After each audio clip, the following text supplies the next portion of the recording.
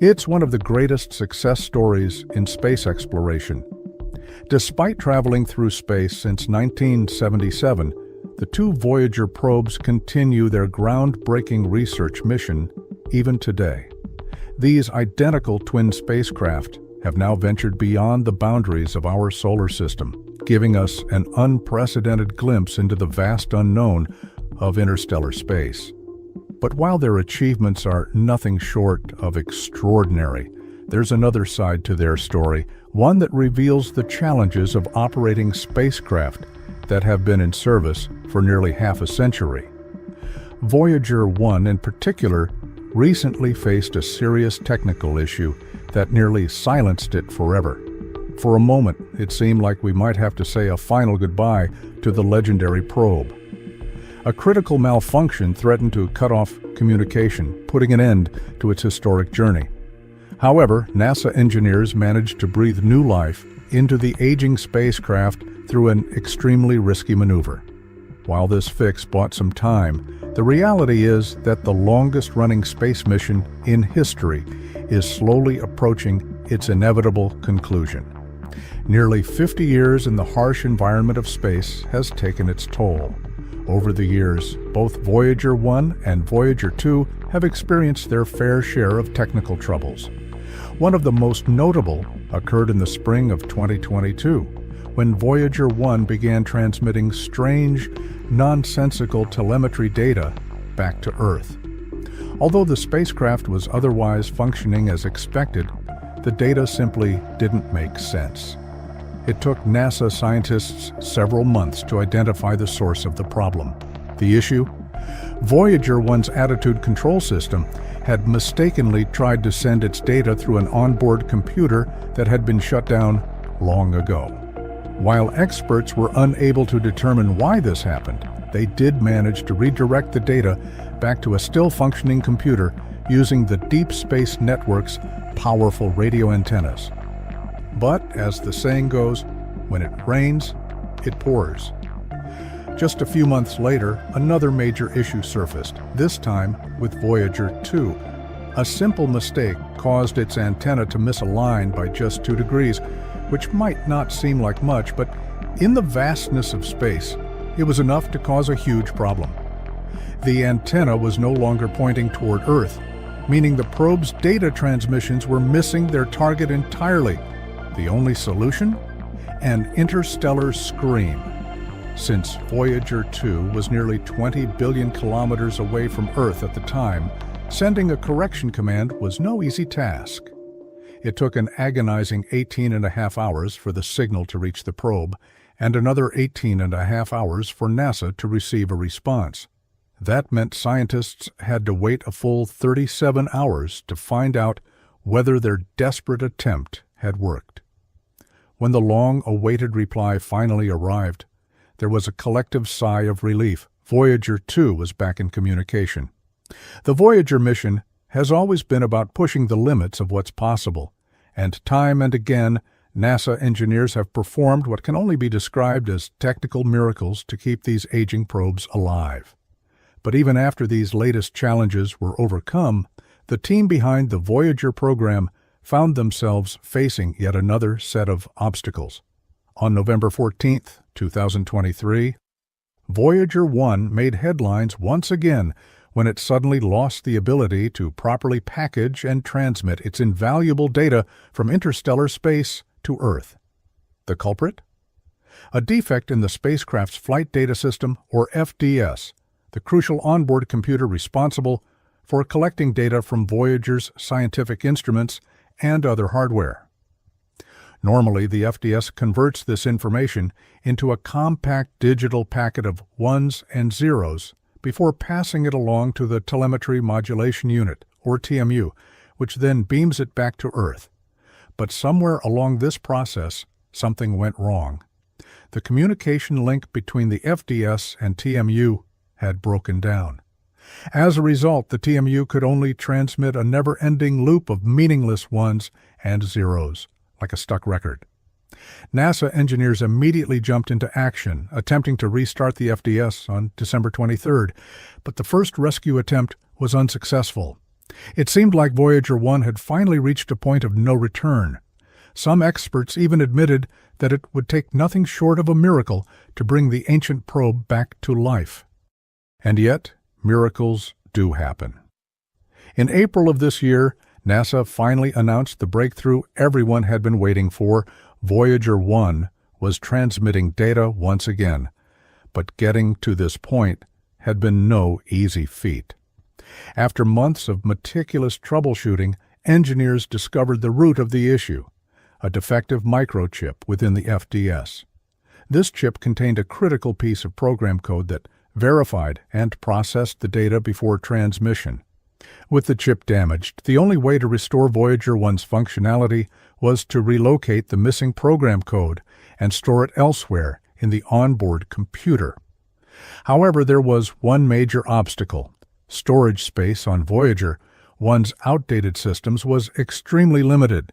The engineers needed to get creative. Instead of trying to fit the program code into one location, they decided to break it into smaller pieces and distribute them across different sections of the FDS. But this required an entirely new approach. Every reference to the original storage location had to be rewritten, and additional script lines had to be inserted to guide the onboard computer through the fragmented code.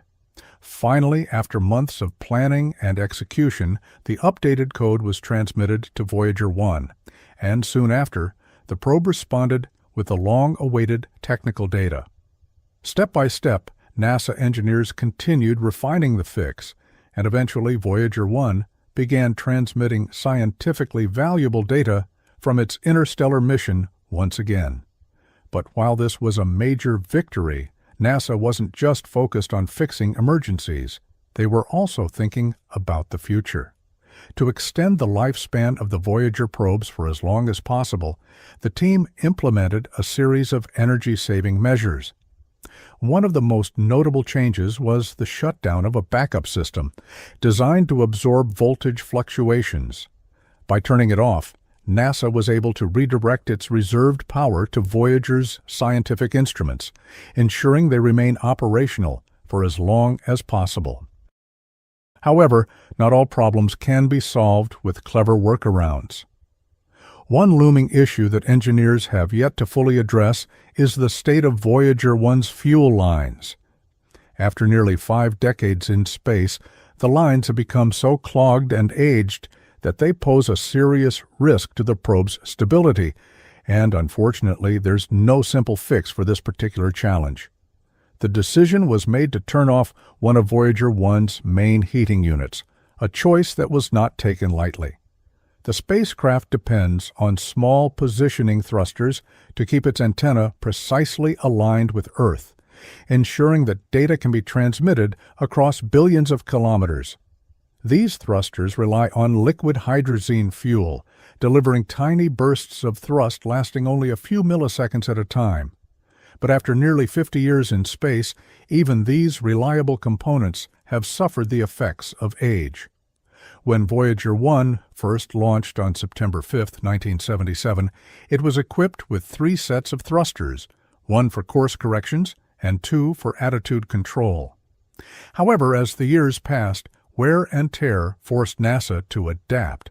By 2002, deposits in the fuel lines had clogged the first set of positioning thrusters, leading engineers to switch to the second set. But this was only a temporary solution. Over time, the second set also showed signs of clogging, prompting another switch in 2018. This time to the third set, originally designed for course corrections rather than fine adjustments. Now, 6 years later, this final set of nozzles is also in rough shape. In fact, the situation is even more critical than before. The course correction thrusters have deteriorated faster than the previous 2 sets. To put things into perspective, the fuel line openings that once measured 0.25 millimeters in diameter have now narrowed to just 0.035 millimeters, less than half the width of a human hair. The risk of complete failure was becoming too great, and NASA had no choice but to act. The only option left was to switch back to one of the earlier sets of thrusters. However, this was far from a straightforward process. Due to Voyager 1's dwindling energy supply, even the smallest power adjustment could jeopardize the probe's survival. Restarting the deactivated thrusters required preheating them, but the limited power available meant that something else had to be shut down to make this possible. This presented NASA with a difficult dilemma. Every remaining system on Voyager 1 is essential, and shutting down any one of them could have irreversible consequences. If the scientific instruments were powered off, there was no guarantee they could be turned back on. After weeks of careful deliberation, engineers determined that the least risky option was to deactivate one of the main heating units. And so, with a calculated risk, the plan was put into action. On August 27, 2024, the shutdown was initiated, lasting for an hour while the nozzles preheated. To the NASA scientists monitoring the process, those 60 minutes must have felt like an eternity, especially knowing that every message sent to Voyager 1 takes about 22.5 hours to travel one way. But when the long-awaited response finally arrived, there was a collective sigh of relief. The thruster swap was a success. Voyager 1 could once again properly align its antenna with Earth and continue transmitting data. However, this victory comes with an expiration date. The reactivated thruster set isn't in perfect condition. It had already accumulated enough deposits to require its initial shutdown years ago. This means that at some point it, too, will become unusable. Meanwhile, NASA has also had to make sacrifices with Voyager 2. In an effort to conserve power, one of its 5 remaining scientific instruments was recently deactivated. Just like the previous power-saving measures, this step was necessary to extend the probe's operational lifespan. After careful consideration, scientists determined that the plasma sensor was the least critical instrument to keep running. As a result, its scientific use is now a thing of the past, but will this create significant gaps in Voyager 2's future data collection? Fortunately, the answer is no. The plasma sensor was originally designed to measure solar wind particles, meaning it was oriented toward the Sun. However, since Voyager 2 has long since entered interstellar space, the direction of plasma flow has reversed. Particles now move toward the Sun instead of away from it. This essentially rendered the plasma sensor ineffective, making its shutdown a logical choice. Luckily, Voyager 2's plasma wave subsystem remains active, ensuring that scientists can still detect plasma currents and turbulence in interstellar space. With all of these rescue operations and power-saving strategies, NASA hopes to keep both Voyager probes operational well into the 2030s. And at this point, it's worth remembering that when these twin probes launched in the 1970s, their expected lifespan was only 5 years. Yet, nearly 5 decades later, they are still pushing the boundaries of human knowledge. Even when the day finally comes that Voyager 1 and 2 lose power and fall silent, their journey will not end. They will continue traveling through space, carrying humanity's message for millions, perhaps even billions, of years to come.